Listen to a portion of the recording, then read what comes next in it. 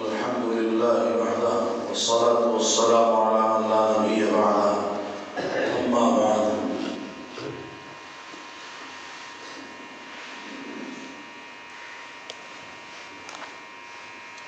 کل جن آیتوں کی تفسیر بیان کی گئی تھی ان سے متعلق کچھ نکات جو رہ گئے تھے وہ آج بیان کیے جائیں گے۔ کل جو آیت بیان کی جا رہی تھی وہ اقیموا الصلاۃ وآتوا الزکاۃ وارکعوا مع الراکعین، سب سے پہلا لفظ جو ہے اقیموا الصلاۃ، اللہ تبارک و تعالیٰ نے بندوں کو حکم دیا ہے کہ نماز قائم کرو۔ صلاۃ کے لفظی معنی دعا کے آتے ہیں۔ اصطلاح شرع میں وہ خاص عبادت جس کو نماز کہا جاتا ہے۔ قرآن کریم میں عموماً نماز کی جتنی مرتبہ تاکید کی گئی ہے لفظ اقامت کے ساتھ آئی ہے۔ مطلق نماز پڑھنے کا ذکر جو ہے وہ ایک آدھ جگہ پر آیا ہے، ورنہ اللہ تبارک و تعالیٰ نے لفظ اقامت کے ذریعے ہی سے نماز کی تاکید فرمائی ہے۔ اس لیے اقامت صلاۃ کی حقیقت کو سمجھنا ضروری ہے۔ یہ تو سنتے ہیں کہ علماء منبروں سے بیٹھ کر بیان کرتے ہیں اقیموا الصلاۃ اقیموا الصلاۃ، لیکن اقیموا الصلاۃ ہے کیا چیز؟ اقامت صلاۃ کے معنی کیا ہے؟ تو اقامت کے لفظی معنی جو آتے ہیں وہ سیدھا کرنے کے آتے ہیں اور ثابت رکھنے کے آتے ہیں، یعنی اس کو قائم اور باقی رکھنے کے آتے ہیں۔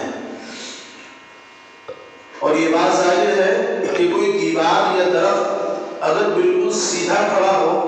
تو اس کے رکنے کی اور اس کے ٹھہرے رہنے کی امید زیادہ ہوتی ہے۔ یہ امکان نہیں ہوتا کہ یہ دیوار گر جائے گی، یہ امکان نہیں ہوتا کہ ہلکی ہوا چلے گی تو یہ درخت گر جائے گا۔ کوئی درخت اگر ٹیڑھا میڑھا ہو تو اس کا امکان زیادہ ہوتا ہے، کوئی دیوار اگر جھکی ہوئی ہو تو اس کا ہر وقت امکان رہتا ہے کہ کہیں دیوار گر نہ جائے۔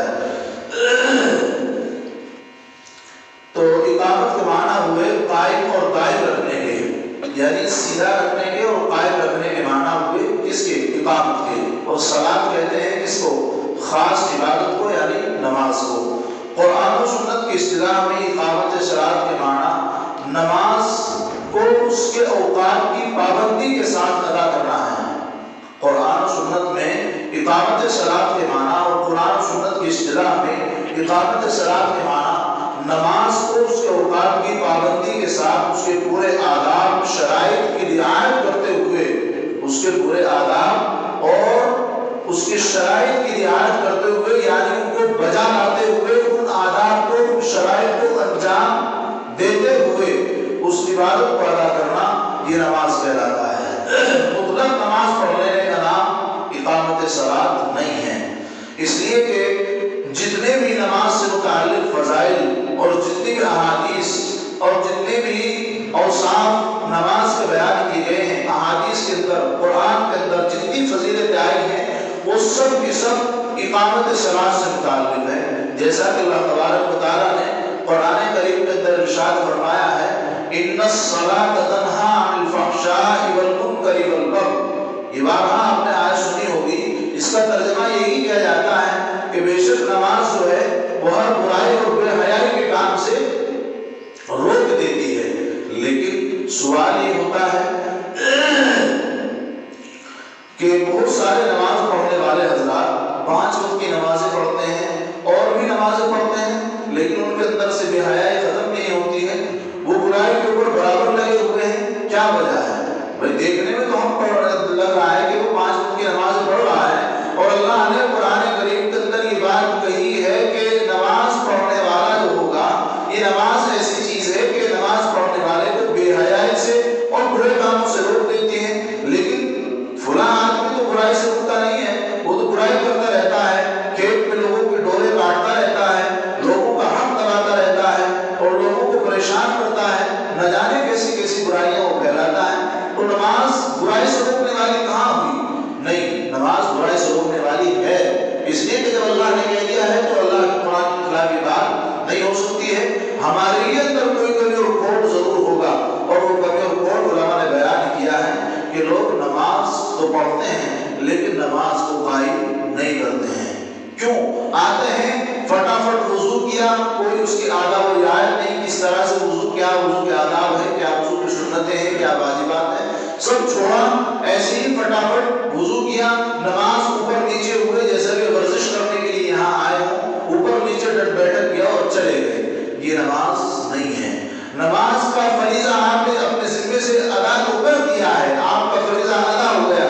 لیکن نماز کے اوپر ملنے والے فضائل اور نماز کے اوپر ملنے والا وہ حقیقی ثواب آپ کو حاصل نہیں ہوگا۔ تو ظاہر بات ہے جب ہم نماز کو قائم نہیں کر رہے ہیں، نماز کو صحیح ڈھنگ سے نہیں پڑھ رہے ہیں، تو نماز میں بے حیائی اور برائی سے کہاں روکے گی؟ جب آپ نے اس طریقے سے نماز ہی نہیں پڑھی۔ اور اس سے پہلے میں نے بتایا کہ تمام فضائل اور تمام احادیث جن میں نماز پڑھنے کی فضیلت بیان کی گئی ہے اور قرآن کریم کی جن آیتوں میں نماز پڑھنے کی فضیلت بیان کی گئی ہے، وہ اسی شرط کے ساتھ ہے کہ نماز کو اس کے آداب، اس کی رعایت اور اس کے شرائط کی رعایت کرتے ہوئے پڑھا جائے۔ لیکن ہم نماز کے آداب کی، نماز کی شرائط کی، اس کے واجبات کا رعایت نہیں کرتے ہیں، ایسے ہی ہم نماز ادا کرتے ہیں، تو ظاہر بات ہے جب ہم نے اس کے شرائط کو ادا نہیں کیا تو ہماری نماز قائم نہیں ہوئی، صرف پڑھی گئی ہے۔ اس لیے اقامت صلاۃ ہم نے کیا نہیں، اور جب اقامت صلاۃ نہیں کیا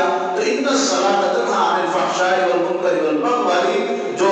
فضیلت ہے کہ نماز بے حیائی سے، برائی سے روکتی ہے، وہ آپ کو حاصل نہیں ہوگی۔ اور بہت ساری جو نماز کی فضیلت اللہ کے نبی نے بیان فرمائی ہے وہ ہم کو حاصل نہیں ہوگی۔ کیوں؟ اس واسطے کہ وہ اسی وقت ہے جب کہ ہم نے نماز کو قائم کیا ہو، صرف پڑھا نہ ہو۔ اور قائم کرنے کے معنی یہ ہے کہ نماز کے اندر جو واجبات ہیں، نماز کے جو آداب ہیں، ان سب کی رعایت کرتے ہوئے نماز کو ادا کیا جائے، تبھی نماز ہمیں بے حیائی سے اور برے کاموں سے روک سکتی ہے۔ نماز کا اثر اسی وقت ظاہر ہوتا ہے جب کہ نماز اقامت اس کے اس معنی سے کرے جو ابھی ذکر کیے گئے ہیں، یعنی اس کے آداب کی، اس کے واجبات کی رعایت کرتے ہوئے۔ اس لیے بہت سے نمازیوں کو برائیوں میں مبتلا ہوتے دیکھا گیا ہے، اور ہوتے ہیں، وہ برائی سے رکتے نہیں ہیں، تو ان کا برائی کرنا اس آیت پر کوئی شک و شبہ نہیں کرتا ہے، بلکہ ہمارے اندر کھوٹ ہے۔ اس واسطے ہمیں ہماری نماز برائی سے نہیں روک رہی ہے۔ ہماری نماز آخر اتنی کمزور کیوں ہو گئی کہ ہماری نماز ہمیں برائی سے نہیں روک رہی ہے؟ وہ ہماری غلطی ہے۔ ہمیں اپنے گریبان کے اندر جھانکنا ہے، قرآن کریم کے اوپر ہمیں اشکال نہیں اٹھانا ہے، قرآن کے آیت کے اوپر ہمیں سوال نہیں کرنا ہے کہ قرآن میں تو اللہ تبارک و تعالیٰ نے کہا ہے کہ نماز بے حیائی سے روکتی ہے، لیکن فلاں آدمی کیوں نہیں رکتا ہے؟ تو اس فلاں آدمی کی جو آپ کو فکر ہو رہی ہے، تو آپ اس فلاں آدمی کی نماز کو دیکھیے کہ اس فلاں آدمی نے نماز کیسے پڑھی ہے۔ آپ اس فلاں آدمی کے کریکٹر کو دیکھیے اور اللہ سے اس کے تعلق کو دیکھیے کہ کس طرح کا تعلق اس کا اللہ کے ساتھ ہے، نمازیں کس طریقے سے پڑھتا ہے، کیا اس کا معاملہ ہے۔ اگر اس کی نماز یقیناً نماز ہے اور صحیح طریقے پر وہ نماز پڑھ رہا ہے، اس کے واجبات کی، اس کی شرائط کی رعایت کر کے وہ نماز پڑھ رہا ہے، اور پھر بھی وہ برائی سے نہیں رک رہا ہے، تو آپ کا کہنا بجا ہوگا اور آپ کا سوال درست ہوگا کہ ہاں اللہ تبارک و تعالیٰ نے جو کہا ہے اس کے خلاف ہو رہا ہے۔ لیکن ایسا نہیں ہوتا ہے، ہماری ہی نمازوں کے اندر کھوٹ ہے، ہم صحیح طریقے سے نمازیں ادا نہیں کرتے ہیں، اسی لیے ہماری نمازیں اتنی کمزور ہو گئی ہیں کہ ہماری نمازیں ہمیں برائیوں سے نہیں روکتی ہیں، ہماری نمازیں ہمیں بے حیائی سے نہیں روکتی ہیں، ہماری نمازیں ہمیں غلط کاریوں سے نہیں روکتی ہیں، ہماری نمازیں ہمیں دوسروں کا حق دبانے سے نہیں روکتی ہیں، ہماری نمازیں ہمیں کھیت میں ڈول کاٹنے سے نہیں روکتی ہیں۔ اے اللہ کے بندو، جو تم یہ برائی کے کام کر رہے ہو، کھیتوں کے اندر ڈولے کاٹنا اور لوگوں کا حق دبانا، یہ سب ہمیں ہماری نماز کیوں نہیں روک رہی ہے؟ ہمیں اپنی نماز کو درست کرنے کی ضرورت ہے، اور اقامت صلاۃ تبھی ہوگا جب ہم اپنی نماز کے اندر تمام واجبات کا، اس کے شرائط کا ہم خیال رکھتے ہیں۔ اس لیے نماز کے اندر خشوع و خضوع ہونا چاہیے۔ آدمی جب نماز پڑھنے کے لیے آئے، بڑے اہتمام کے ساتھ وضو کرے، اس کے بعد میں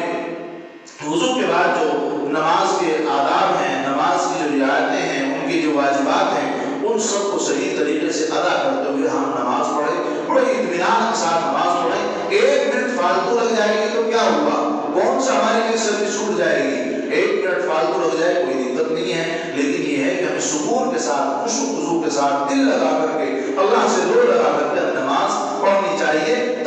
ہماری نماز کہلائے گی، اور تبھی ہماری نماز میں وہ جان آئے گی اور وہ طاقت آئے گی کہ ہمیں برائی سے اور بے حیائی کے کاموں سے روک پائے گی۔ آگے اللہ تبارک و تعالیٰ نے ارشاد فرمایا ہے وَآتُوا الزَّکَاۃَ، زکات دینے کا حکم اللہ تبارک و تعالیٰ نے دیا ہے۔ لفظ زکات کے معنی لغت میں دو معنی آتے ہیں، ایک تو معنی اس کے آتے ہیں پاک کرنے کے، اور دوسرے معنی آتے ہیں اس کے بڑھانے کے۔ اصطلاح شریعت میں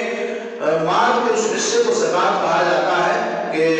جو شریعت کے احکام کے مطابق کسی مال میں سے نکالا جائے اور اس کے مطابق صرف کیا جائے، یعنی شریعت کے مطابق اس کو خرچ کیا جائے۔ زکات ایک اہم فریضہ ہے جس کو آج امت نے بالکل بھلا دیا ہے، اور اس فریضے کو ادا کرتے ہوئے امت کے اوپر ایک ایسی موت طاری ہوتی ہے اور ایسی مصیبت آتی ہے، ایسا پہاڑ ٹوٹتا ہے کہ جانے ہم نے کیا مصیبت ہمارے اوپر آن پڑی ہے۔ اور اسی وجہ سے لوگ جب حرام مال کھا رہے ہیں، اسی وجہ سے لوگ پریشان ہیں اور پریشانی کے اندر گھرے ہوئے ہیں۔ کس طریقے سے حرام مال کھا رہے ہیں؟ بھئی اپنے تو مال کھا رہے ہیں، آپ کہہ رہے ہیں کہ حرام مال کھا رہے ہیں، نہیں، حرام مال کھا رہے ہو۔ اللہ تبارک و تعالیٰ نے آپ کو صاحب نصاب بنایا ہے، اللہ تبارک و تعالیٰ نے آپ کو صاحب دولت بنایا ہے، اللہ نے آپ کو دولتوں سے نوازا ہے، تو اسی واسطے کہ اللہ تبارک و تعالیٰ کو اس دنیا کا نظام چلانا ہے، اللہ نے اس دنیا کے اندر کچھ لوگوں کو دولت سے نوازا ہے، کچھ لوگوں کو اللہ تبارک و تعالیٰ نے فقیری سے نوازا ہے، اور ان کے پاس اتنی وہ دولت نہیں ہے کہ وہ جس سے اپنے گھروں کے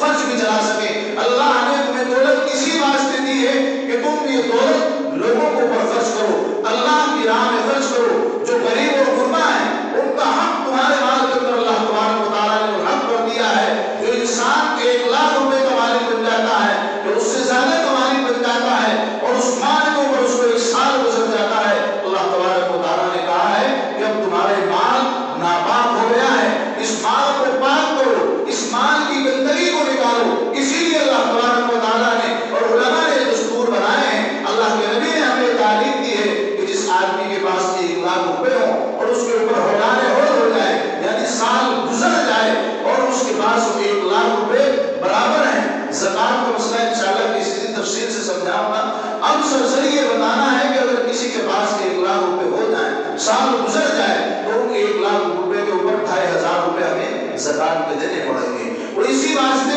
کہ اب ہمارا مال ناپاک ہو گیا، اللہ نے کہا تم اس مال کو پاک کر لو اور پاک کر کے اس مال کو کھاؤ، اور اس میں جو مال جو ناپاکی والا جو مال ہے، جو گندگی ہے بظاہر تمہارے مال کی، اس مال سے تم دوسروں کی ضرورتیں پورا کرو، جو ضرورت مند ہے ان کو دو، ان کے واسطے وہ مال درست ہے، تمہارے واسطے وہ مال درست نہیں ہے، اور تم اس مال کو جب ادا نہیں کرتے ہو تو گویا کہ تم اپنے مال کی گندگیاں کھا رہے ہو، ایک فریضے کو ادا کرنے سے تم انکار کر رہے ہو۔ اللہ تبارک و تعالیٰ نے زکات جو ہے وہ فرض کی ہے، کوئی سنت غیر موقعہ نہیں ہے، یا فرض علی الکفایہ نہیں ہے کہ محلے کے ایک آدمی نے زکات ادا کر دی، تمام محلے والوں کی زکات ادا ہو گئی، ایسا نہیں ہے۔ ہر ایک آدمی گھر کے اندر اگر 10 ممبر ہیں اور 10 ممبروں کے اوپر بھی اگر زکات واجب ہو رہی ہے تو اپنے مال کا حساب لگا کر کے وہ زکات ادا کرے، اس لیے کہ زکات اہم فریضہ ہے۔ اگر ہم زکات ادا نہیں کر رہے ہیں تو گویا کہ ہم دوسروں کا حق کھا رہے ہیں، ناپاک مال کھا رہے ہیں، گندا اور حرام مال کھا رہے ہیں، اور جب ہم ناپاک اور گندا اور حرام مال کھائیں گے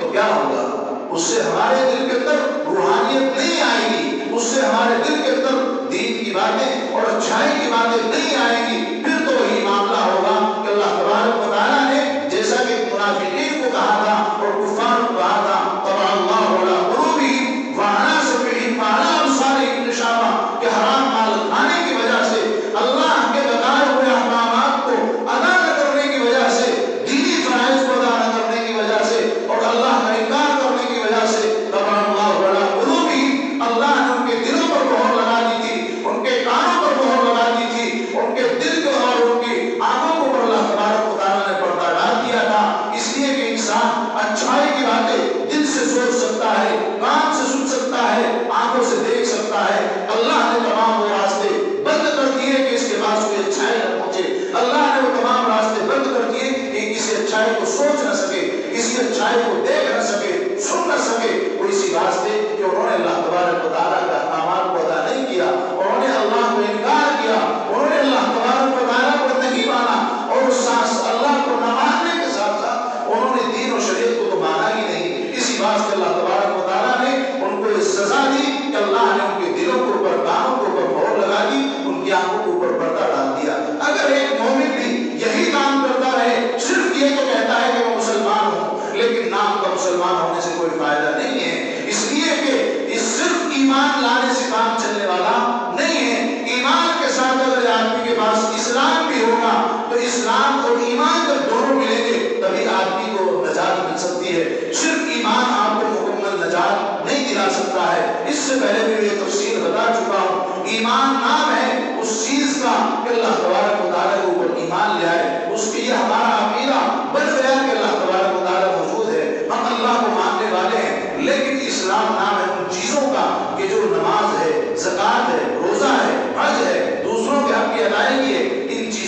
کیا ہے؟ اسلام ہے۔ صرف اللہ پر ایمان لانے سے کام نہیں چلے گا، ایمان کے ساتھ ساتھ اگر آدمی کے دل میں اسلام ہوگا تو ہمیں نجات ملے گی، ورنہ نجات کا کوئی ذریعہ نہیں بن سکتا ہے۔ نجات تو مل جائے گی لیکن مدتوں جہنم میں زندگی گزارنے کے بعد تو ہمیں نجات ملے گی۔ اس لیے کہ اللہ تبارک و تعالیٰ نے جو ہمیں احکامات دیے ہیں، جو باتیں بتائی ہیں، جو اللہ تبارک و تعالیٰ نے حکم دیا ہے نماز پڑھنے کا، زکوٰۃ دینے کا، اگر ہم ان کو پورا نہیں کریں گے تو ظاہر بات ہے سزا تو ہمیں بھگتنی ہی پڑے گی۔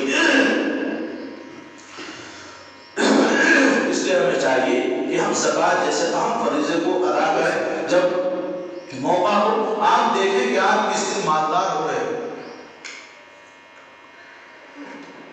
کس دن آپ کے پاس اتنی رقم آئی ہے کہ آپ 1 لاکھ روپے سے زیادہ مال کے مالک یا صاحب نصاب بن گئے ہیں۔ آپ جس دن صاحب نصاب بنے اس دن کے ڈیٹ کو یاد رکھیں، اس دن کی تاریخ کو یاد رکھیں، اگلے سال جب وہ ڈیٹ آئے، بیچ میں آپ کا مال آگے پیچھے ہوتا رہا کوئی دقت نہیں ہے، لیکن اگر اس ڈیٹ سے آگے آنے والے ڈیٹ میں آپ ویسے ہی مال کے مالک ہیں اور صاحب نصاب ہیں تو آپ کے اوپر کیا ہوگا؟ زکوٰۃ واجب ہوگی اور ہمیں زکوٰۃ ادا کرنی چاہیے۔ بہت سی ہماری مائیں اور بہنیں بھی صاحب نصاب ہوتی ہیں، زکوٰۃ کی مالک ہوتی ہیں، روپیہ پیسہ ہوتا ہے اور ان کے پاس اتنا مال و دولت ہوتا ہے کہ وہ زکوٰۃ ادا کر سکیں، لیکن وہ زکوٰۃ ادا نہیں کرتی ہیں۔ گھروں کے اندر برکتیں نہیں ہوتی، کمائی کے اندر برکت نہیں ہوتی، گھروں کے اندر نئی نئی بیماریاں پیدا ہوتی رہتی ہیں، نئے نئے حالات آتے رہتے ہیں۔ وہ سب اسی کی وجہ ہے کہ ہم کیا حرام مال کھاتے ہیں،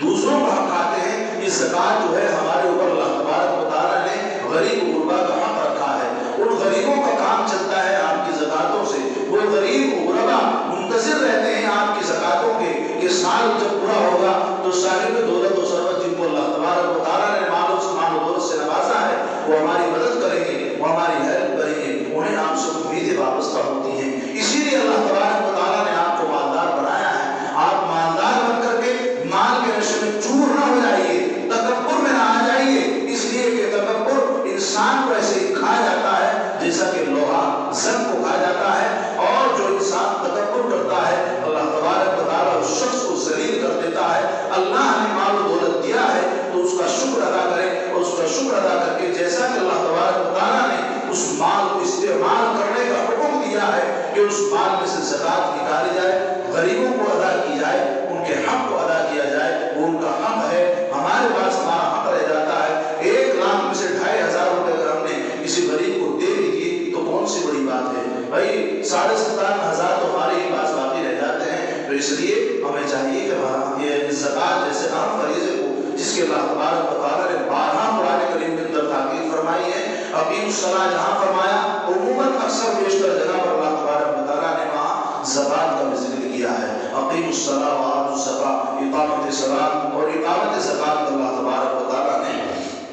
حکم کیا ہے۔ تو 2 فریضے اللہ تبارک و تعالیٰ کے آ گئے اور یہ دونوں چیزیں اہم ہیں اور ہمارے اوپر فرض کی گئی ہیں، نماز کا ادا کرنا، زکوٰۃ کا ادا کرنا۔ آگے اللہ تبارک و تعالیٰ نے اسی آیت کے اندر ارشاد فرمایا ہے وَأَقِيمُوا الصَّلَاةَ وَآتُوا الزَّكَاةَ وَارْكَعُوا مَعَ الرَّاكِعِينَ۔ آگے اللہ تبارک و تعالیٰ نے فرمایا کہ رکوع کرنے والوں کے ساتھ رکوع کرو، جھکنے والوں کے ساتھ جھکو۔ رکوع کے لغوی معنی جھکنے کے آتے ہیں، اور اس معنی کے اعتبار سے لفظ سجدے پر بھی بولا جاتا ہے، کیونکہ وہ بھی جھکنے کی ایک کیفیت ہے اور اس میں زیادہ عاجزی اور انکساری ہے۔ تو اللہ کے سامنے بندہ جھکتا ہے، گویا کہ سجدہ ریز ہو جاتا ہے، بالکل اس سے آگے جھکنے کی کوئی اور جگہ نہیں ہے۔ یہ آخری مقام اور آخری اسٹیج ہوتا ہے بندے کے جھکنے کا، وہ اللہ کے سامنے سجدے میں چلا جاتا ہے۔ مگر اصطلاحی شرح میں اس خاص جھکنے کو رکوع کے نام سے جانا جاتا ہے، اور رکوع اس کو کہا جاتا ہے جو نماز کے اندر کیا جاتا ہے۔ اصطلاحی شرح میں رکوع اس کو کہا جاتا ہے جو نماز کے اندر کیا جاتا ہے۔ آیت کے معنی یہ ہوئے کہ رکوع کرنے والوں کے ساتھ رکوع کیجیے۔ یہاں ایک بات یہ قابل غور ہے کہ نماز کے تمام ارکان میں سے اس جگہ اللہ تبارک و تعالیٰ نے رکوع کی کیوں تخصیص فرمائی ہے، رکوع کو کیوں خاص کیا ہے، اللہ نے یہ کیوں کہا ہے کہ رکوع کرنے والوں کے ساتھ رکوع کرو۔ اللہ یہ بھی تو کہہ سکتے تھے کہ سجدہ کرنے والوں کے ساتھ سجدہ کرو، یا نماز میں کھڑے ہونے والوں کے ساتھ نماز میں کھڑے ہو، یہ بھی تو کہہ سکتے تھے، لیکن اللہ تبارک و تعالیٰ نے رکوع کی تخصیص کیوں فرمائی ہے، یہ اہم سوال ہے۔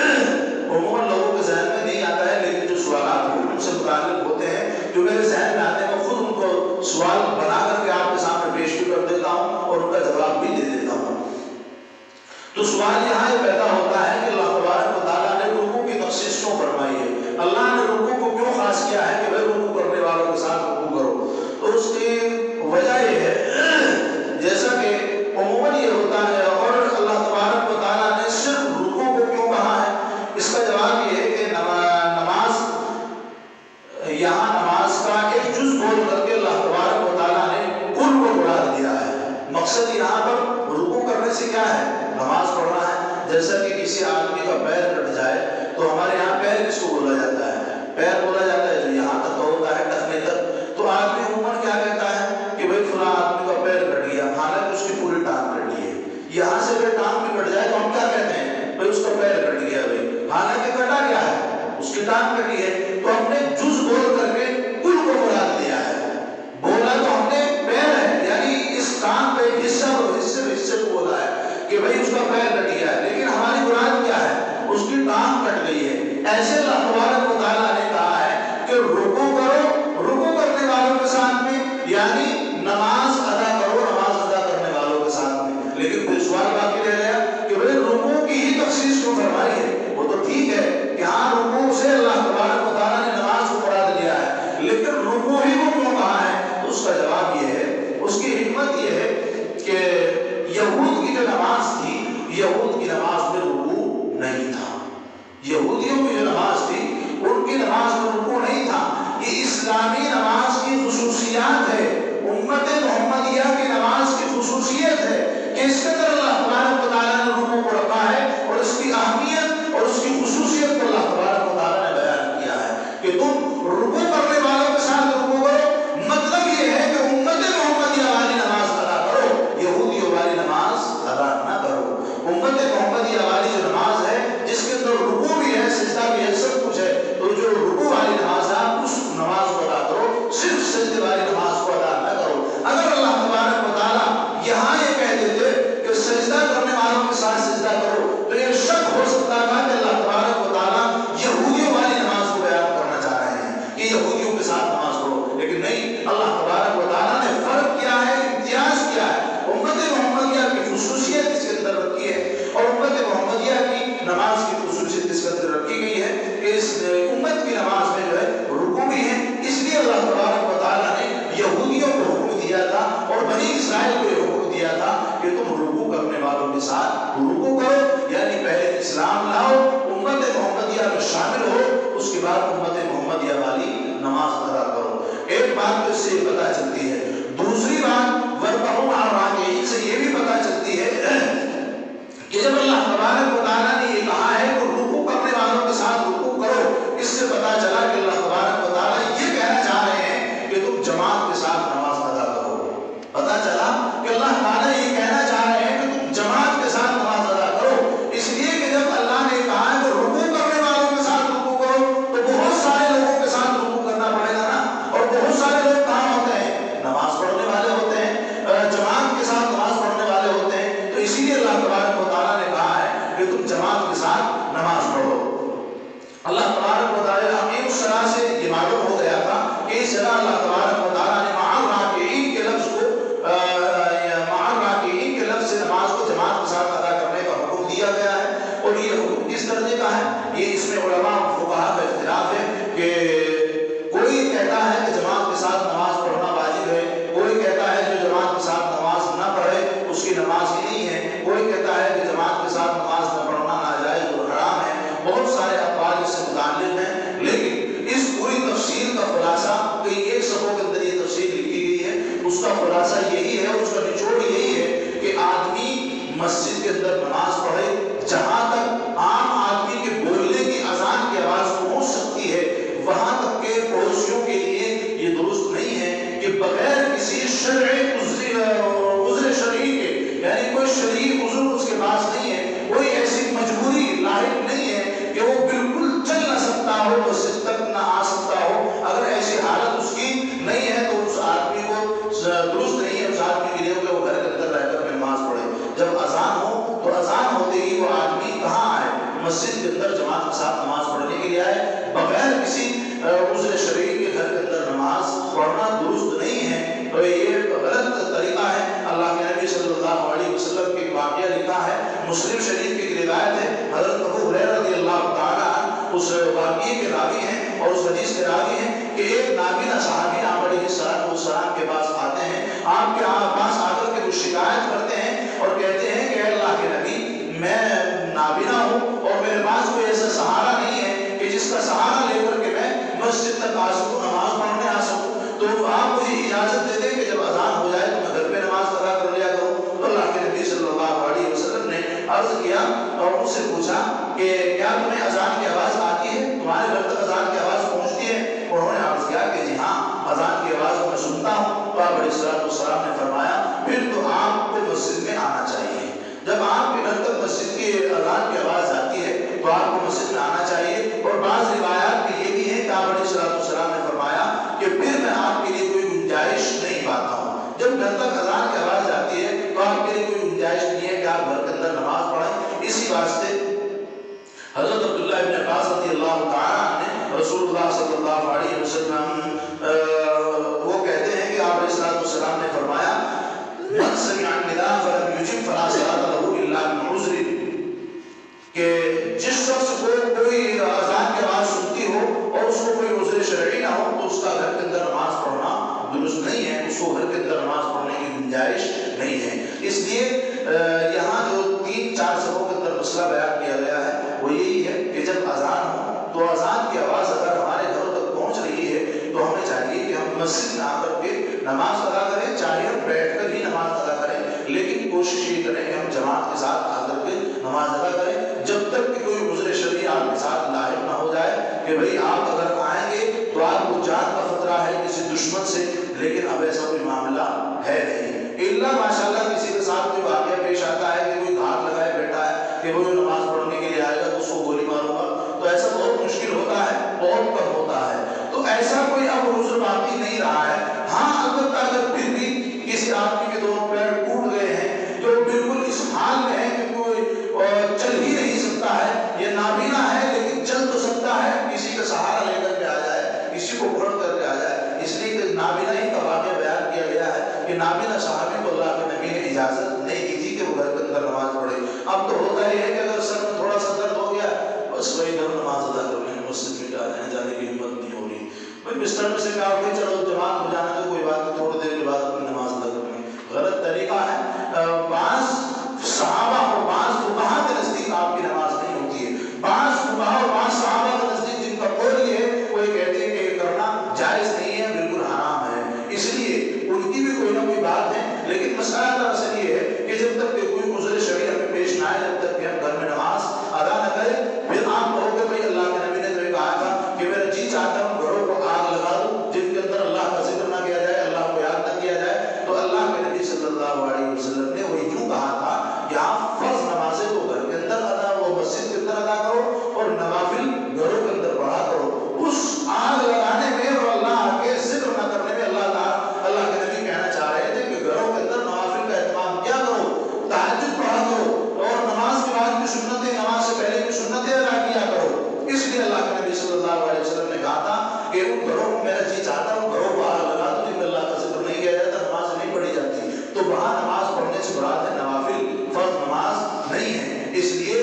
فرض نماز پڑھنے کا جو حکم ہے وہ مسجد کے اندر ہے، جماعت کے ساتھ پڑھنے کا حکم ہے۔ ہمیں چاہیے کہ ہم فرض نمازیں جو ہیں وہ مسجد میں آ کر کے پڑھیں، جماعت کے ساتھ آ کر کے پڑھیں۔ تھوڑی بہت اگر پریشانی ہے کوئی بات نہیں ہے، اس کو برداشت کیجیے اللہ کے واسطے اور اللہ کے گھر میں آ کر کے اللہ تبارک و تعالیٰ کی عبادت کیجیے۔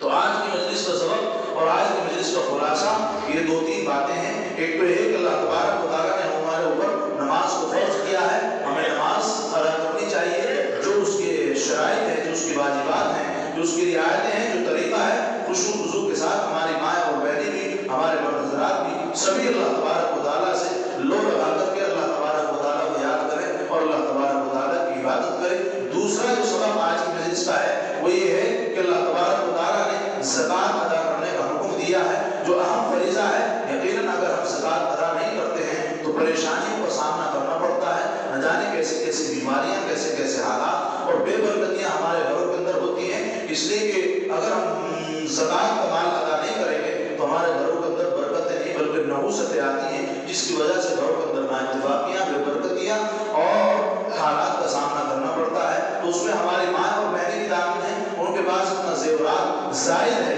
اور سونا چاندی اتنا زائد ہے کہ وہ صاحب نصاب ہو رہی ہے، اور ان کے پاس اتنا مال و دولت ہے کہ جسم کے اوپر زکوٰۃ فرض ہو رہی ہے، زکوٰۃ واجب ہو رہی ہے، تو ان کو چاہیے کہ وہ بھی زکوٰۃ کرنے کی کوشش کیا کریں، اور کیا کوشش ہی نہیں بلکہ ضرور زکوٰۃ کو ادا کیا کریں۔ اللہ تبارک و تعالیٰ نے زکوٰۃ کو بھی اللہ نے اپنے بندوں کو پر فرض کیا ہے۔ تیسرا سبب آج کی مجلس کا یہ ہے کہ ہم نماز کو ادا کریں صحیح طریقے سے۔ کس طریقے سے؟ جیسا کہ اللہ تبارک و تعالیٰ نے حکم دیا ہے، اور کس طرح سے ادا کریں؟ جماعت کے ساتھ ادا کریں۔ مردوں کے واسطے یہ حکم ہے کہ وہ جماعت کے ساتھ مسجد میں آ کر کے نماز ادا کریں، بغیر کسی عذر شرعی کے ہم گھروں کے اندر نماز ادا نہ کریں، بلکہ جماعت کے ساتھ آ کر کے مسجد میں نماز ادا کریں۔ عورتوں کے واسطے حکم ہے کہ وہ اپنے گھروں کے اندر جو انہوں نے جگہ متعین کی ہوئی ہیں اور جنہوں نے نہیں کی ہے انہیں اپنے گھروں کے اندر جگہ متعین کر لینی چاہیے۔ ایک مسجد اپنے گھر کے اندر بنا لینی چاہیے، کوئی ایک چوکی ایک کونے میں ڈال لے، کسی کوٹری میں ڈال لے، یا ایک مصلی جو جہاں آپ عبادت ہی کریں، نماز پڑھیں، قرآن پڑھیں، اس طرح کی جگہ متعین کر لینی چاہیے۔ اس لیے کہ اللہ کے نبی صلی اللہ علیہ وسلم نے ارشاد فرمایا ہے کہ عورت کے واسطے پردے کی چیز یہ ہے کہ وہ اپنے گھر کے صحن میں نماز نہ پڑھے بلکہ گھر کے برآمدے میں نماز پڑھے، اور اس سے بھی زیادہ پردے کی چیز یہ ہے کہ وہ برآمدے میں نہ پڑھ کر کے اپنے گھر کے اندر کمرے میں نماز پڑھے، اور اس سے بھی زیادہ پردے کی چیز یہ ہے کہ وہ اپنے کمرے میں نہ پڑھ کے کوٹری کے اندر نماز پڑھے۔ اس لیے ہماری ماں اور بہنوں کو بھی اپنے گھروں کے اندر نماز کی جگہ متعین کر لینی چاہیے، ایک مقام بنا لینا چاہیے کہ ہمیں یہی نماز ادا کرنی ہے۔ جہاں آپ کی مستورات اگر یہاں آئی ہیں تو آپ ان کو جا کر کے باتیں بتائیں اور ان سے کہیں کہ شہر میں ایسی ادھر ادھر نماز پڑھتی نہ پھرا کریں، بلکہ آپ کے پاس تو حکم یہ ہے کہ آپ بھی ایک مسجد بنا لیں اور ایک حصہ متعین کر لیں کہ ہمیں یہاں نماز پڑھنی ہے۔ جیسے کہ آپ نے دیکھا ہو بعض ایسی نیک عورت ہوتی ہے بیچاری، جب وہ رمضان کا مہینہ آتا ہے تو اس میں اعتکاف کرتی ہیں، تو اعتکاف کے لیے وہ ایک جگہ بنا لیتی ہیں اور ایک ہی جگہ رہتی ہیں۔ تو ایسے ہی ہمیں پورے سال رہنا چاہیے اور پورے سال ہمیں ایسی اپنی جگہ متعین رکھنی چاہیے۔ اس لیے ماں اور بہنوں سے گزارش یہ ہے کہ وہ اپنے نماز پڑھنے کی جگہ کو متعین کر لیں اور اسی جگہ پر پردے کے اہتمام کے ساتھ نماز ادا کیا کریں، اور اس طرح کے کپڑوں میں نماز ادا کیا کریں کہ ایسا دوپٹہ ہو اس میں آپ کے بال بھی نظر نہ آئے، ہاتھ بھی نظر نہ آئے، اور ایسے کپڑے کو استعمال کیا کریں نماز کے اندر خاص طور سے۔ بھائی ویسے تو یہ ہے کہ ہمیں لباس کا خوب ایسا اہتمام کرنا چاہیے جس سے ہمارا بدن جھلکے نہیں اور چھلکے نہیں اور پردے کا اہتمام بھی ہو جائے، تو نماز میں خاص طور سے اس کا اہتمام کرنا چاہیے، اس لیے کہ آپ اللہ کے سامنے کھڑی ہیں، اللہ سے باتیں کرنے کے لیے کھڑی ہیں، تو اللہ کے سامنے ایسے کھڑا نہیں ہوا جاتا ہے۔ تو ایسے کپڑوں کو پہن کر اور ایسے دوپٹے وغیرہ کا استعمال کریں جس سے آپ کے ہاتھ وغیرہ آپ کا ستر نہ چمکے، اور آپ بھی اپنے لیے نماز کی جگہ متعین کر لیں۔ تو آج کی مجلس کا خلاصہ بس اتنا ہی ہے کہ نماز پڑھیں، زکوٰۃ دیں، اور جماعت کے ساتھ مردوں کے لیے حکم ہے کہ وہ جماعت کے ساتھ مسجد میں آ کر کے نماز پڑھیں، عورتوں کے لیے حکم ہے کہ وہ اپنے گھروں کے اندر مسجد کی جگہ متعین کر لیں، نماز کی جگہ متعین کر لیں۔